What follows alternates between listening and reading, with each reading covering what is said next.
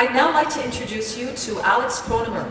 Alex is the executive producer of this film and co-founder of Unity Productions Foundation.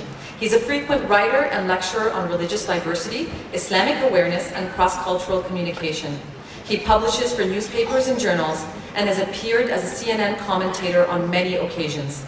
He also served a one-year appointment at the Bureau of Human Rights in the U.S. State Department, focusing on U.S. foreign policy and Islam. Today, he joins us from Washington, D.C. Please welcome Alex Kronemer to the stage.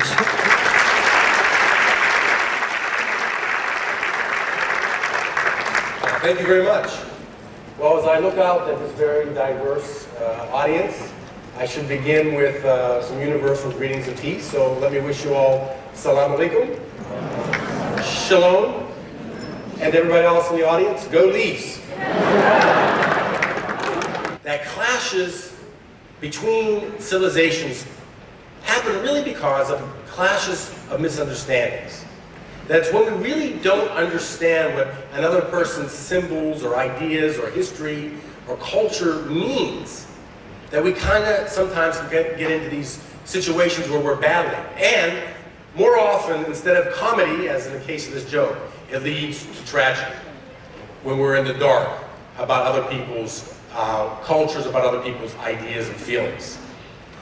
One of the things that my company, Unity Productions Foundation, has been trying to do for the last 10 years is making documentary films and doing educational programs to try to shed light on debates and topics that have been mainly just generating heat these last several years. And in addition to the films and the dialogue project, we also do screenings.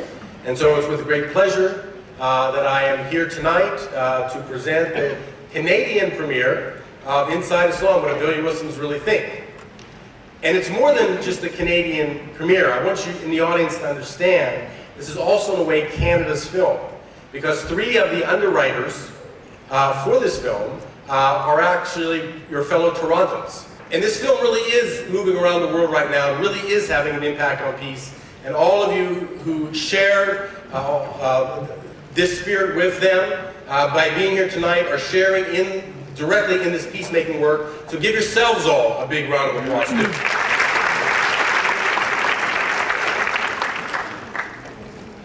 Now, people always ask, how does a documentary film start? Why do you make this film or that film? Well, documentary films are always been with a question that sets you on a quest. And it's through that quest that the film gets made. Now, in the case of this film, there are actually several questions that really got this whole idea moving. One was, back to the clash of civilizations. Is there a clash of civilizations? Another question was, can women achieve gender equality in Muslim countries with Islamic law, or must Islamic law be abandoned if they are going to achieve that? Why is there so much anti-Western sentiment in the Muslim world? Is Islam responsible for terrorism? And if not, who are the terrorists and what are they really after anyway? So these were the questions that set us going. And these are questions that have been debated now for 10 years by experts and pseudo-experts and politicians and pundits and late-night comics and hate shock jocks. And not to be left out of the conversation, we have Osama bin Laden once in a while throwing out something, the spokesperson, what he says the world's Muslims think. The only people, actually, that haven't been included in this discussion, the only ones whose ideas we haven't really heard from, the only voice that's been left out of this conversation is the world's Muslims themselves. What do they have to say about their beliefs on democracy, on violence, on women, and so on and so forth? All these important questions. So when we at Unity Productions Foundation heard that Gallup was doing the first world poll of the Muslim world ever, we knew that this was a film that we definitely wanted to make. And I say that despite the great dangers of making a film like this. And the danger I'm referring to is the challenge of making an interesting film about data. It's not an easy thing to do.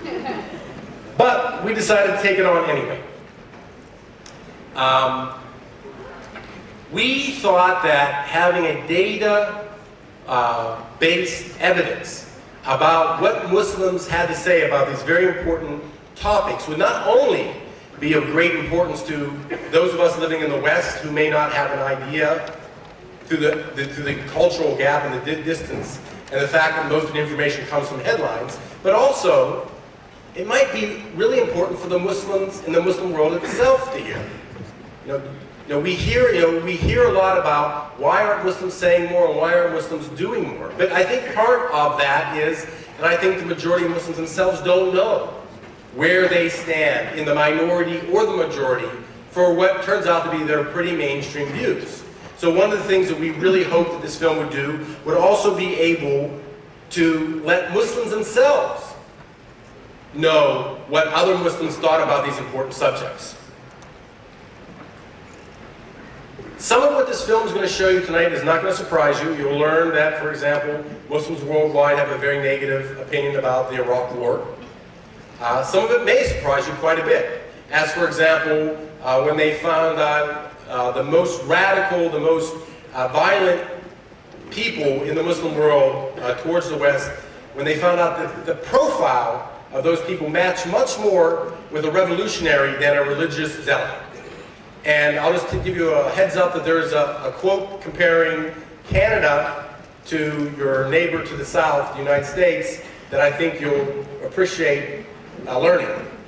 The terrorists who just a couple days ago did a terrible bombing in Baghdad, killing several dozen children in a daycare, doesn't want you to hear that voice. The terrorists who did a bombing, several bombings in Pakistan recently, killing, in one case, an entire wedding party, doesn't want you to hear the voice of a million Muslims.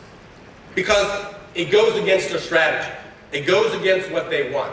And you should know that terrorists do have a strategy. They're not just doing random acts of violence. It's towards a political goal. That there's nothing that the relatively small number of extremists in the Muslim world want more than to have the voice of a billion Muslims hidden and ignored. So that they can project a power that they do not have. And provoke us into actions that further their cause, not ours. And let me tell you, as we see almost every day in the news, they are still out there. And they will still have the capacity to provoke and to cause damage for some time to come. And they will want everyone to think that theirs is the only Islam. And they will want Muslims to think that as well. And that is why I'm very pleased and actually excited to let you all know and announce to you that only a month ago, the film had its broadcast premiere.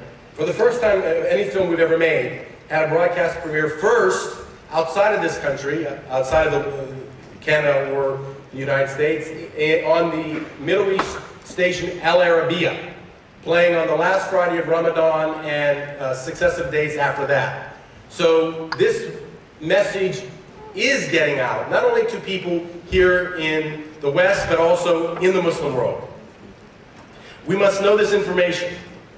Not every fact is something that we can act on, but every fact can help us overcome our fears, meet our challenges, and beat those who are the enemies of peace through the simple thing of learning more. Understanding and knowledge are among the best weapons we can have as we stand at this crossroads moment in world history. The Reverend Dr. Martin Luther King Jr. once said, "Darkness can't overcome darkness. Only light can do that." I hope all of you find some light in learning tonight what a billion Muslims really think. Thank you very much.